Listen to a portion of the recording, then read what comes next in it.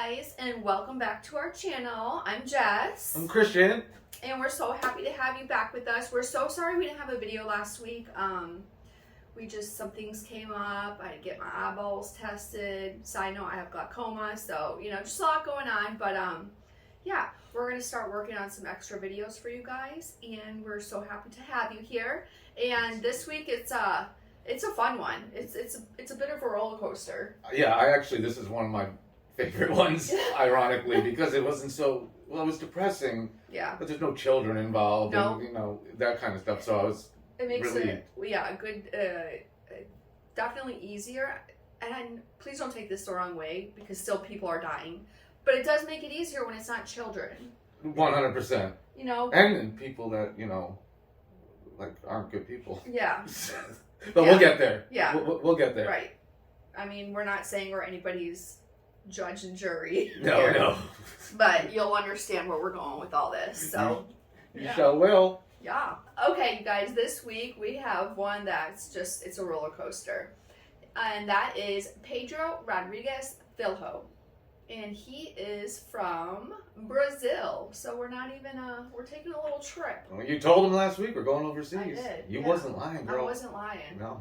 Yeah, so buckle up. Pretend we're on a plane ride right now. And we're getting ready to land in Brazil. Yep. And be aware of your surroundings. I'll be very aware of your surroundings. Yeah.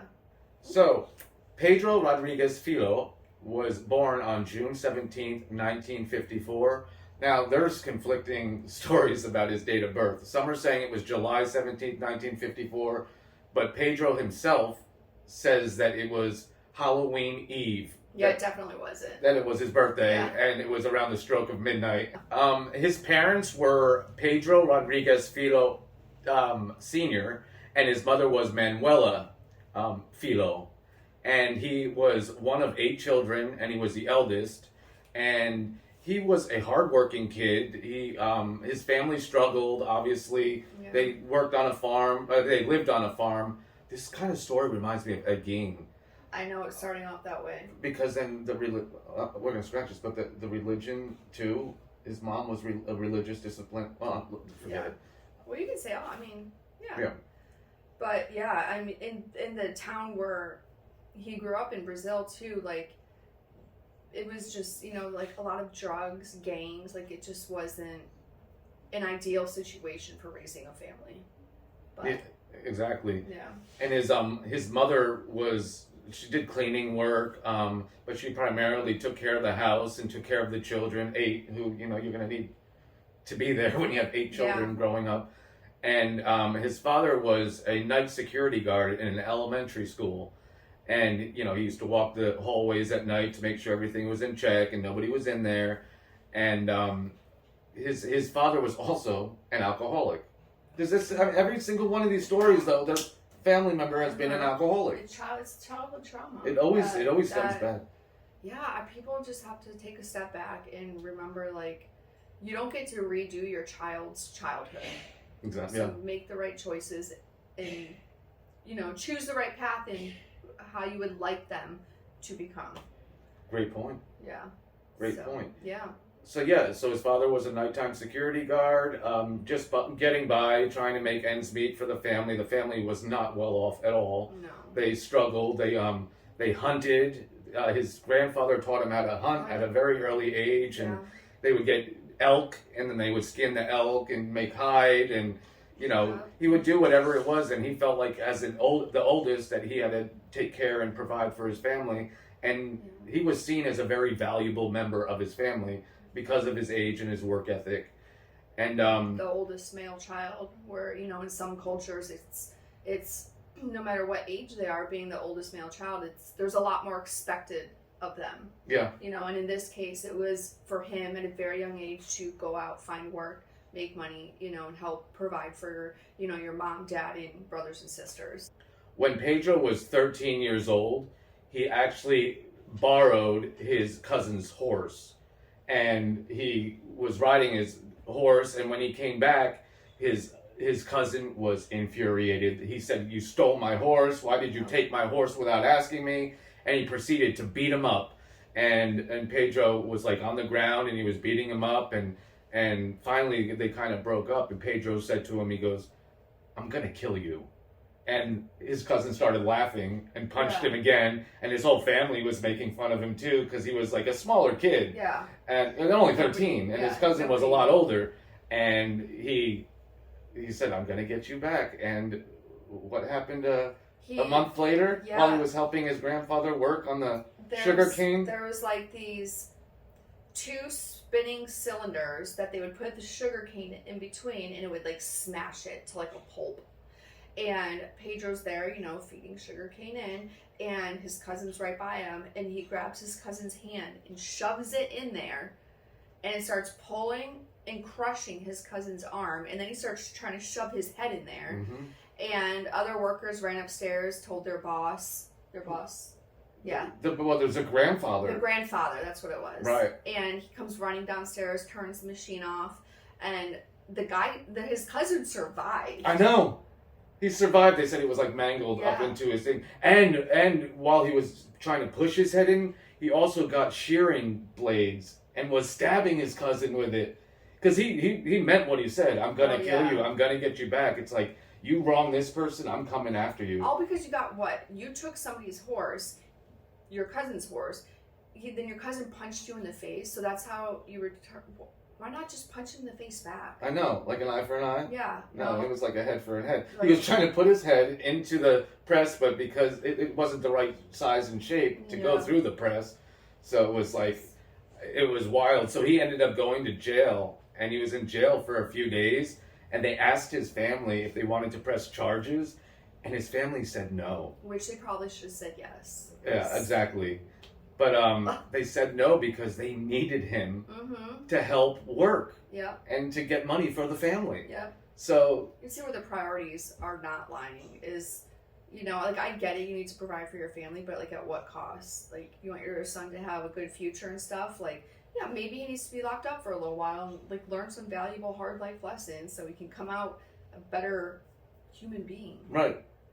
I actually think he kind of looked up to his grandfather, though. Yeah. They said that his grandfather was a very kind, understanding, gentle man. Yeah. And then his dad, there was a situation at the school where some stuff came up missing, and the senior mayor he fires his dad without any evidence, any investigation, anything.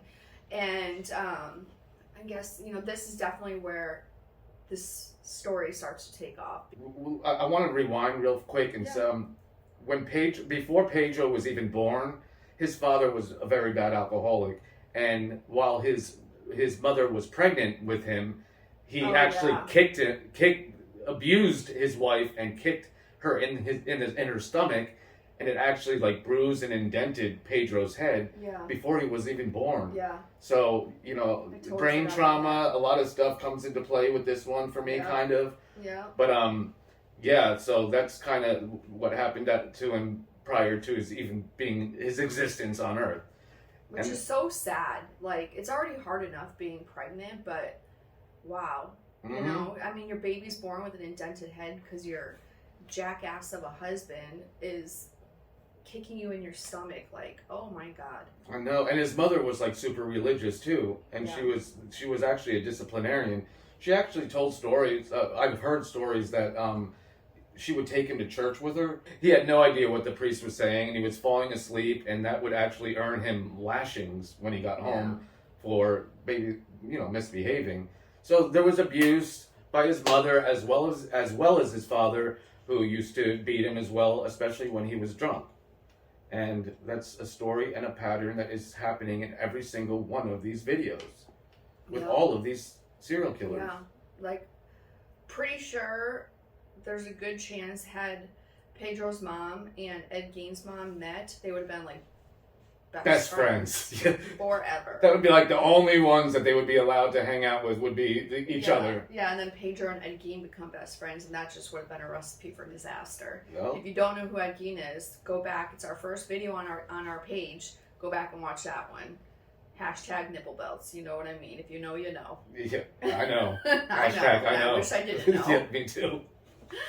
Oh. So what she was saying, he worked as a nighttime security guard and was fired by the deputy mayor for apparently stealing stationery and food. Yeah, like, geez, for paper and some food. And But even if he did, even if he did, like... seek first to understand. Like, ask, like, maybe there's something going on at home, or, like, instead of just, you're fired, without any evidence, with no investigation, nothing. It was really messed up. And no severance pay. Nothing. So he was left with nothing, and they were leaning on his mother for cleaning work, for her income, and he was working at a butcher. Yeah.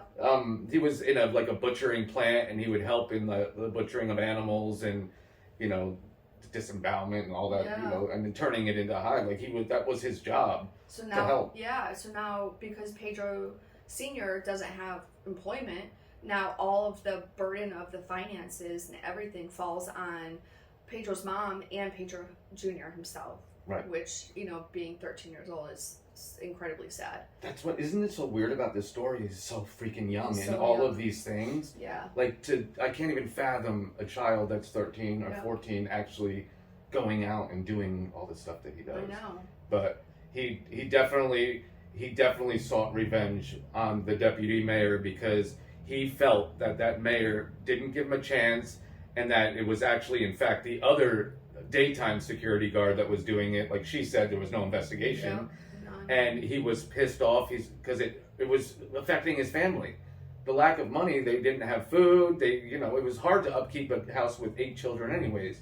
So, he didn't have any of that. So in his head, he's like, I'm going to amend my father's wrongful termination. Yeah. And what he did was he actually got a tent, he got a machete, he got a sawn-off shotgun, and he actually camped out at the mayor's house for a month. Yeah. And hunted for food just for himself and was just scouting him out. And then... Which, side note, he's gone for a month. Where's mom and dad being like, hey... Right? Where's the firstborn? Yeah, right?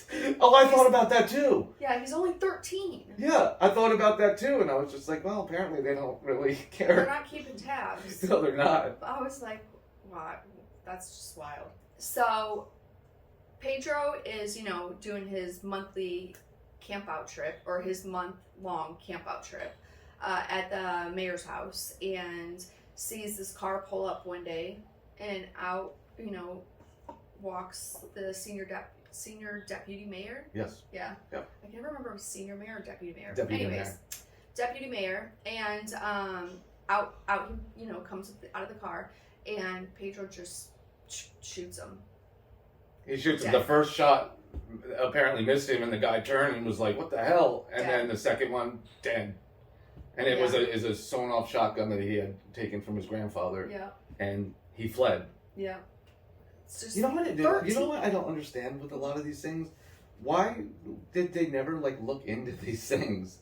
It's like this stuff happens. I know it wasn't a good area. There was crime going on everywhere. Maybe that's why they were just overwhelmed and overloaded. But at the same time, it's not the mayor. You feel like if they're gonna look into anything, it'd be the murder of the mayor. I know, right? They're not gonna investigate his death. They're not gonna investigate anything. Right. So apparently it wasn't enough to just go after the mayor. No. Because now he decided, I'm gonna get the daytime security guard, who's actually the one that did the stealing, which nobody ever knew if that was true or not. Right. But in his mind, he was gonna avenge that for his father's, because it hurt his family so much. So he waited in this storage room at the school for this security guard to come in and start his shift. And the security guard walks in, and Pedro meets him right there with a gun. And he actually sat the guy down and said, "You destroyed our family. Our family's broke. They have no money. We have no food. I can't believe you could do this to us." And this guy is crying and pleading for his life. Well, Pedro shot him twice, killing him on the spot. Yeah. And then throwing furniture and boxes on top of him, lighting it aflame. The guy burned to death while he was already dead, and then fled the scene again. And again. Nobody looks into it. No. It just blows my mind. Do you think it's just because it's a different country, a different area? That Maybe. doesn't fly here. No. It would never. But That's what happens when we go overseas, right? yeah, it gets dirty real quick. It gets wild. But I think I don't know for sure, obviously, but I think it might be a mix of it just not being a good area, a lot of drugs, gangs, crime. Yeah. And then, I don't know. But still, you would think, like, the mayor, like, y'all didn't even investigate his death. That's the one part that I kept watching all this stuff, and I'm like, you're not going to look further into this? No. There's not one witness? Yeah. And all of this stuff? Until You don't wonder why there's... getting away with all this. Right. You don't notice that there's a tent there for... I don't know. It like I said, it's a different area. It's poor over there in the area he grew up in, and, people seem to be running amok. Yeah. Doing whatever they wanted, robbing each other, stealing. It's crazy. Yeah. So Pedro actually resorted to... He was robbing drug dealers and bad people, so he said...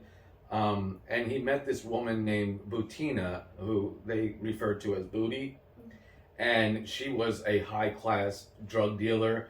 She was kind of like a ringleader of all these... High-class drug dealer? Like, what is that? Well, I don't know. No, I just think it's funny. No, I'm not saying, like, I'm just think like, this is, like this was... of a But yeah, it was almost like she was this high-respected... Within the... I know. So funny. I know. What do you do for work? I'm a high-class drug dealer. Yeah. What do you do?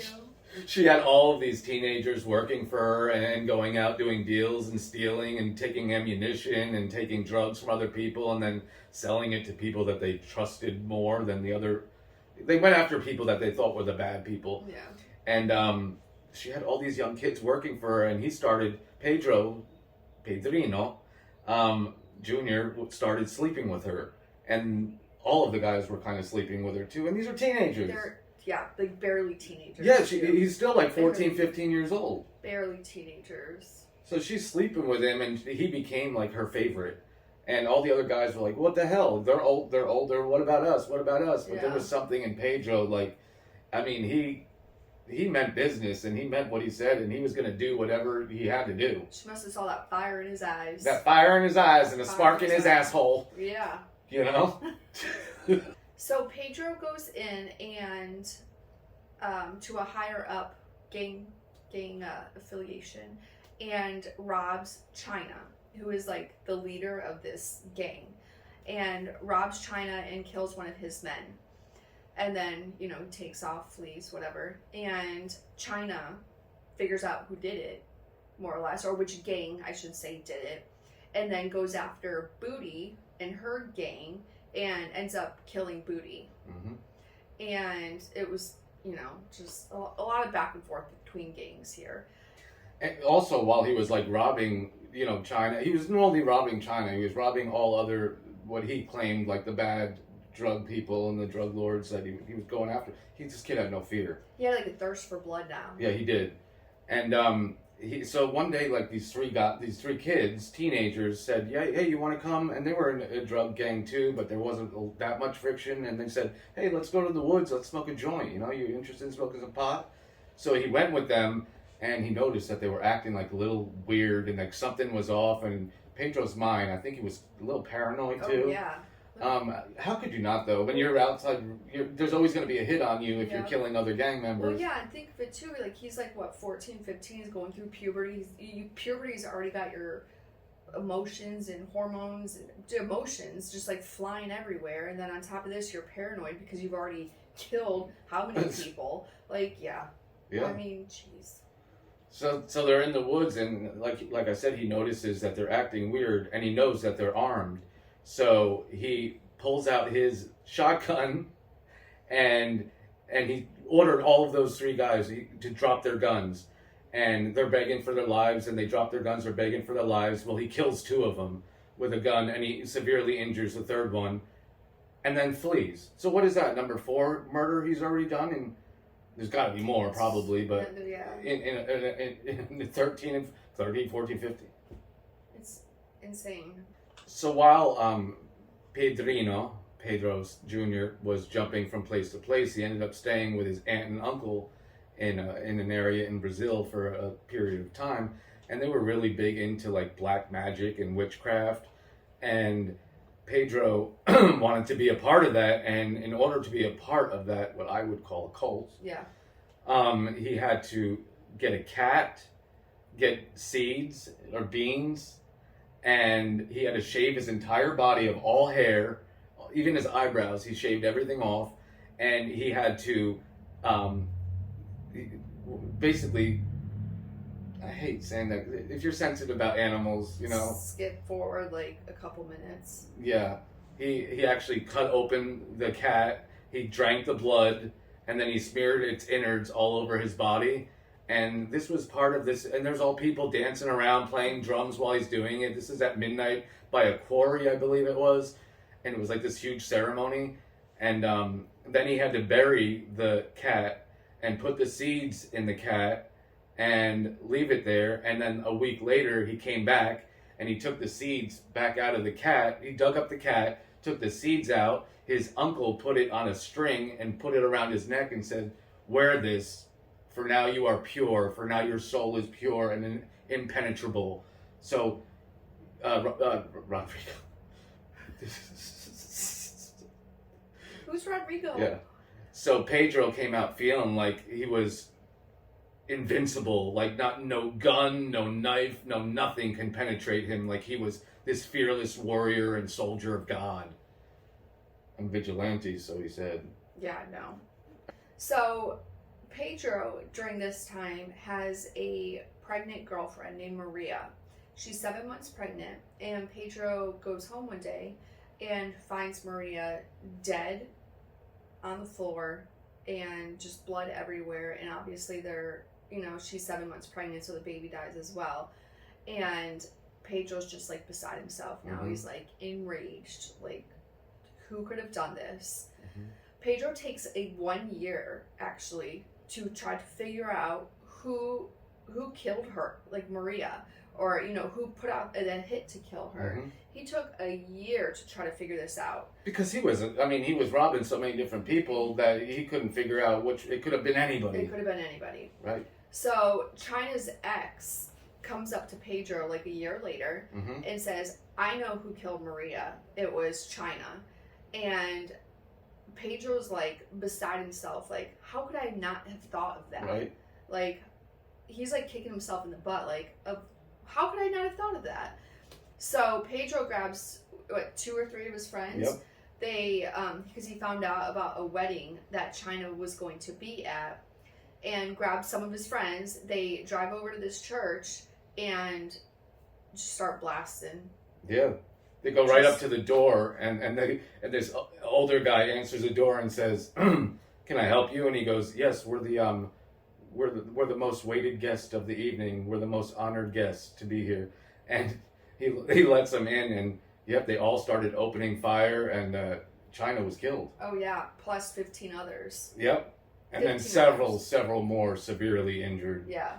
And he also told his own guys, he goes, "Whatever you do, do not kill women and do not kill the children." Yep, so it was all these guys just for being at the wedding. Right. And some of them were family related, but some of them were also gang related in the gang. So. Yeah. And then what do they do after they do all that? They go to the bar at the reception and have a drink. I mean, balls of steel. And they're too young to drink. Yeah. I guess there's no I age limit. I don't even think he could legally drive at this time. No, I know. Let alone have a drink or, be committing. He's a serial killer at this point. Right. And he leaves. He leaves. Yep. And again, fuck it. Nobody fucking looks into shit. Like, what is going on? So, Pedro and his buddies flee, and he goes back, and they're doing Pedro-like activities. And, Not board games. No. And he was a good-looking guy. He starts dating these twins. And they were in a polyamorous relationship, so they say. With twins, I think that's kind of weird. Like were they identical? I don't really like that. Maybe if they weren't. Well, yeah, because they're sisters. Yeah, it just was a little weird to me. Okay, but now we're diving into a whole other crime. That's for another day. Yes. So they went to a bar where the twins' father worked, and they were hanging out at this place. And the father actually called the cops and said Pedro's here because people had been looking for Pedro. Like they knew that he was involved in a lot of stuff, and they couldn't find him anywhere because he was constantly, what's it called when you're running around from different places? You're not a vagabond, but you're a transit or transient. Like so, they tell him that another gunfight ensues. Pedro gets shot but not killed, and he started to black out, and then he woke up and he was in the hospital. Yeah. Yep. With a bunch of news reporters and people were around. Yeah. I mean, I guess we could say finally they started looking for him. Yeah. After all that shit. I mean, I don't even know what his victim count is. I've already lost count. Right. And again, we're just getting started. Which is sickening. It is. It's wild. It gets even wilder too. I know. I mean, I thought this was going to be some, easy little case that we could go over that nobody's ever heard of him. There can't be that much details. It's definitely interesting. Oh, definitely interesting, but it's just there's a lot. As Pedro's being transported to the jail, he's being transported in the same vehicle with a known rapist, and Pedro, above all else, hates rapists the most. Yes, he does. So what does Pedro do? I'm sure you can guess. He kills him. Yep. Kills him right there. Before he's even in jail. He's in custody, but he's not in jail yet. Before he's even in jail, this guy's dead. Yep. So, I mean, again, balls of steel. So after that, Pedro goes to court, and they charge him with 18 counts of murder. And he gets so offended. He goes, 18? It should be way more than that. It should be like 100. Yeah, you're saying it was over 100. He was insulted. He was so insulted. Yeah. So insulted. So he actually ends up only getting convicted of 17. It's just wild to me. Only. So Brazil jails they're rough. They are rough. There are gang activities, there's drugs, there's smuggling still in the jails, there's murders going on. I think the average, at most, the prisoners live are 15 years because of tuberculosis and disease, and they were all like in the same cells. They put like 20 guys in, and no mattress or bed. They were sleeping on like the cement cold floors, and they had a hole where you pee and go to the bathroom. It was just dirty. And the germs and the disease, and it's a lot. So, and you're thinking now, probably, because I know I was, oh, he's in jail, at least he can't hurt anybody else. No. Now Pedro gets the idea, well, he starts thinking of himself as like a vigilante, like, oh, I'm just, I'm killing all these people that are bad people, they shouldn't be here anyways. And now Pedro's in jail, and he's like, or prison, I'm sorry, all these people are bad. And he just starts literally just killing people. Yep. Just killing people. I mean... And sometimes he would use, like, makeshift shanks, like he would, like, sharpen a spoon, or, sometimes he taught himself, like, he was working out a lot while he was in jail. Yeah. And he, like, taught himself martial arts, too. So he knew how to break people's necks and stuff. Because I was always wondering, like, how did he kill the guy from the transport from the hospital to the prison? Oh yeah. Like I was always wondering how that happened, but I think it could have been he broke their neck because he did that a couple times. Yeah, it's just crazy to me that, and like a lot of the guards in the prison too, they would just turn their heads, do. I didn't see nothing. They could be bribed. Yeah. Easily. Very easily. Oh. Okay. While Pedro's, obviously in prison, his mother. His mother goes to visit him one day. She leaves a little while longer, the same day. Some of the prison officials pull him up to their office and they say, hey, we need you to sit down. We got to tell you something. Your mom's been murdered. And he's like, what do you mean? I just saw her. Like, she just left. Like, no, she's fine. And they're like, no, she's been murdered. And we know who did it. It was your father. So Pedro's father, Pedro Sr., killed his mother, and now, in her sleep yeah, with a machete. yeah, 21 times he killed his mom. it's so violent. Oh, I know. You know, you think about that. You do one or two, but when you like Eileen Warnos, Yeah, almost it's like excessive. Yeah. Like it's just there's something in them that just wants them just suffering and yeah. There's a lot of anger behind it. yeah, there is. So Pedro's dad is put in the same prison as Pedro Jr., but they're not like in the same blocks. So Pedro ends up more or less talking a guard into, or no, I'm sorry. He Pretended he was sick. pretended he was sick, and then ended up getting control of this one guard's gun, Mm-hmm. and like rounded up the rest of the guards and locked all the guards in his prison cell. Has the keys now, free reign in the prison, and a gun. And sure enough, goes over to his dad's like block in the prison and kills his dad. In brutal force. Mm-hmm. They started a scuffle, and his father even said, I think something like, He was like, I understand why you're doing you're this. You're right, or something like that, Pedro. And they had a scuffle, and they went to the floor, and Pedro ends up stabbing him 22 times. One more than what his father had done to his mother. Yep. Just to avenge her death. And he had even told it, like, while he was in jail, they even let him go to the morgue to say his goodbyes to his mom. And he told his mom, I'm going to avenge your death. I'm going to get him back. And I will, after I kill him, I will eat his heart. And that's what Pedro attempted to do. Now his father's dead. Rips out his father's heart. Takes a bite of it. Realizes the heart is very muscly. Right. And he can't chew it and get it down. So he ends up spitting it back out Onto his father. Onto his father. And yeah.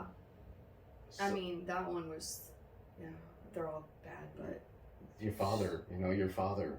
yeah, it's your. But that's like he like anybody that he felt was wronged, he wanted to be that vigilante type of character, like a Dexter, like a real life Dexter. Yeah. And like certain things he did, like Peter Pan, like sometimes he would steal from the rich and feed the poor and like do all that kind of stuff, but. It's like part of me is just like, you go boy, and part of me is like, what the hell, bro? Nobody deserves this. You cannot call yourself a vigilante because not all these people maybe 1, 2, but when you get to like 41, 42, 43, no, you're 70. no longer. You don't have the right to be anyone's judge, jury, and executioner. No, you're Plain not and God. simple. No, that's just it's wild. So while Pedro is in prison, like any little thing just pisses him off. Like cellmates snoring, you're dead. True story. Like he killed him.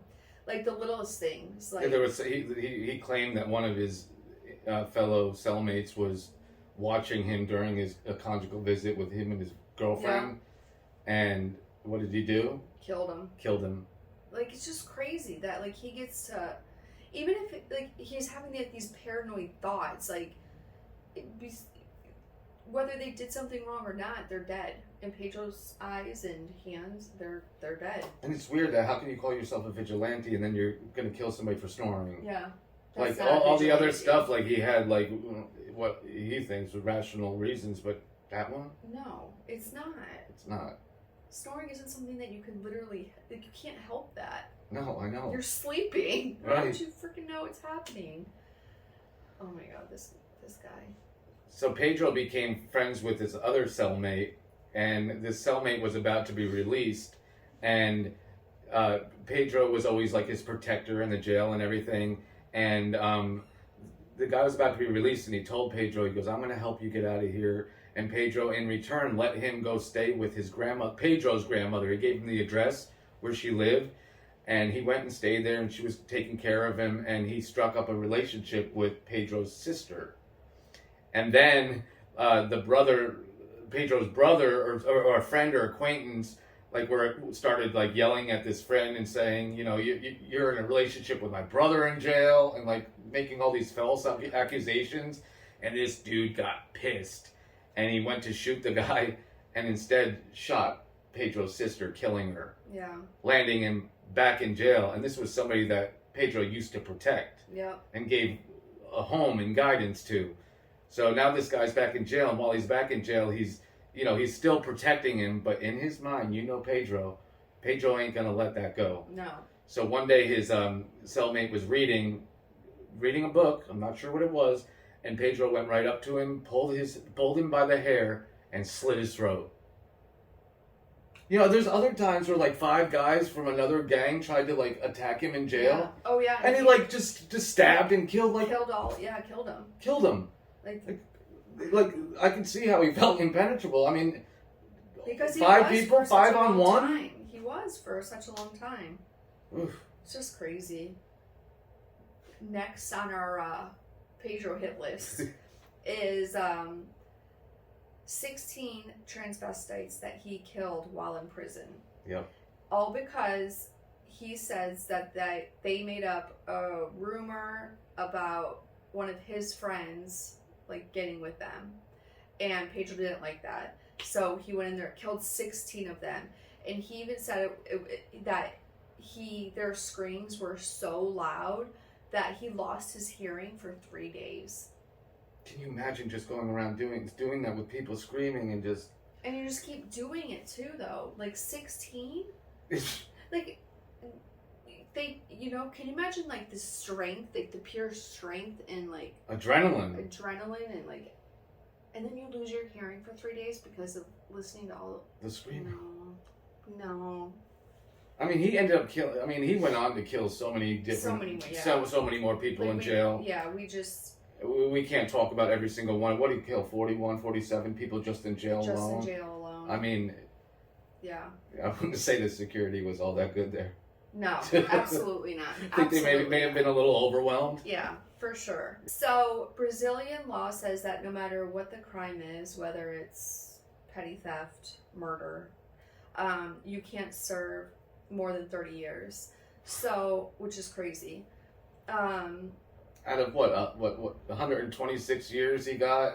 He got sentenced to. And then another total of 400 years? Yeah. And he only served 30. What's the point in giving you a total of 400 when you can only serve 30 anyway? Exactly. We might as well just say 30 years. Yeah, right?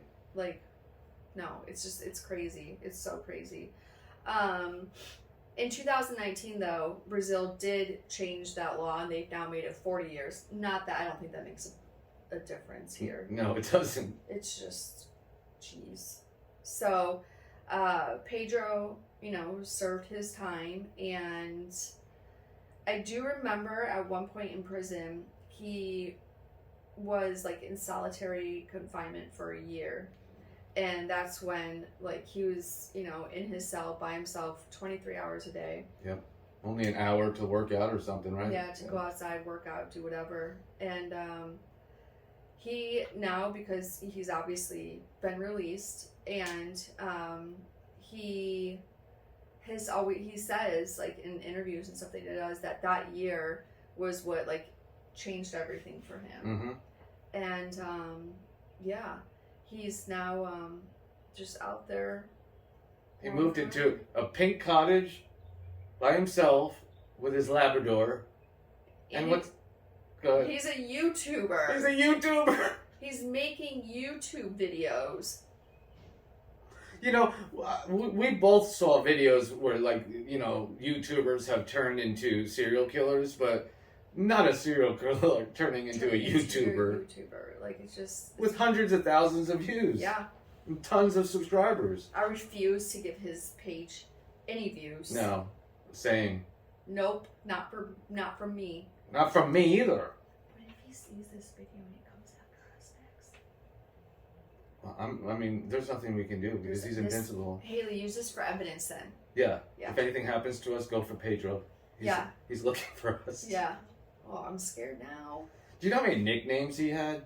So many. Oh my god, it was like Killer Petey, Cartridge Petey, or Pedro, Pedro Matador. Yeah. Like, he had more nicknames than I do. Yeah. That's a lot. That says something. I know, right? That's, It's just right there to begin with. Yeah, Pedro is, just enjoying life with his dog and his little pink cottage, making some YouTube videos. Such bullshit. It kind of is. Did you see the tattoos on his arm? I kill for pleasure. If that's not like advertising that you're probably going to do it again. Probably, yeah, exactly. You know, maybe he shouldn't be. He's going to be like whacking people off in the nursing home. Oh yeah, he got out when he was what, 70? 67. 67? Yeah. He looked a lot younger because he kept himself in shape. Mm-hmm. Probably from stress and working out all the time. All that adrenaline. Yeah, right? Running through your body. Your soul. Oh, wild. Yeah, so, you're welcome. Yeah. You're welcome. Wasn't this enjoyable? Yeah. Everybody loves to hear about Pedro Rodrigues Filho, the real life vigilante. So he said, and do you know how many, like, he got, like, proposals in jail and all these letters of love and admiration and adornment, and there was, like, also, like, gang members and people that would write him letters saying, you know, this person is in jail right now and they did this to me, and if Pedro felt that was a legit and genuine complaint, he would go after that person and kill them. Drink their blood, he'd shank them, he'd shoot them if he could, he'd break their necks. I mean... But, like... I can understand why he feels invincible. Yeah. Because going through all that and nobody could kill you. No. Oof. But, like, him getting all these love letters and stuff in jail, like... People like serial killers. People are obsessed with that. Yeah, just... There's, in a world full of people, go after... Oh, just do better, people. Just do better. Make better life choices. Yeah, I mean, jeez. So yeah, he's living his life a free man right now, making YouTube videos and cooking on them and going on, what are those, podcasts and stuff with different people and telling stories. And I'd be so scared. And he doesn't regret any murder that he did. Yeah. He thinks every single one of them deserved it. This man. Pedro, if you're watching. We watching you. We watching you, bro. Yeah, what Christian said. So Probably yes. won't do shit about it, but we're watching you. Yeah, so that's it for this week, and I hope you enjoyed taking a little sail and going overseas with us today. Grab your passport, because we're going back home. I don't want... No, I'm done. We're going back home where, there's a little bit of law and order. Yeah, for real. So, thank you so much for watching, everybody. We really appreciate your support and you watching our videos and telling your friends, and we really do welcome all your feedback. And if you get the chance, or please like this video or share, comment. You can find us on Instagram, TikTok. It's butchered underscore true crime, and we'll put that down below. And we really, really do appreciate your... We do. And right now, we're going to run a little contest. We're going to figure out some cool little prize or whatever to, once we hit 100 subscribers on YouTube, we will pick a winner at random. So yeah, if you haven't subscribed already, make sure you do that. Yeah, we got a lot of more fun things coming for you. For sure. So tune in next week, or next Friday. Yeah. For our 5th video. I know. Wow. It's crazy. And hopefully we'll be back home. Yeah. In the U.S. Yeah. If not, Pedro has us. Yeah, he's got our back. Thanks, guys. Friends. Good seeing y'all. We love you. Bye. Bye. My son was conceived by immaculate conception. Oh, obviously. Just call me Mary. Okay, Virgin. Mary, okay, oh my God. Pedro Rodrigues Filho. Did I say it? Filho. Filho. Yes. Not feel her. Filho. Filho. Filho. Yes. Captain Filho. Captain Filho. Not Filho. We gotta do that over. We gotta do that over. Filho. Oh my God. Filho. Oh, that makes sense now. And that just... Pause. It's time for a lipstick break. Pause. It's time for a lipstick break. Pause. It's time for a lipstick break. Pause. It's time. And then screaming and saying, if anybody lost an eye. But you wouldn't realize. Eye for an eye. I'd give it back to you. I'd pop it right in your socket. I was hoping you'd say I'd pick up your eye and then I'd take you to the hospital, but thanks. Oh, yeah. Well, I mean, I would do that too after I put it back in. You're going to put my eye back in? What, are you a doctor now? Some call me the ophthalmologist of life. Do you want to take it over a little?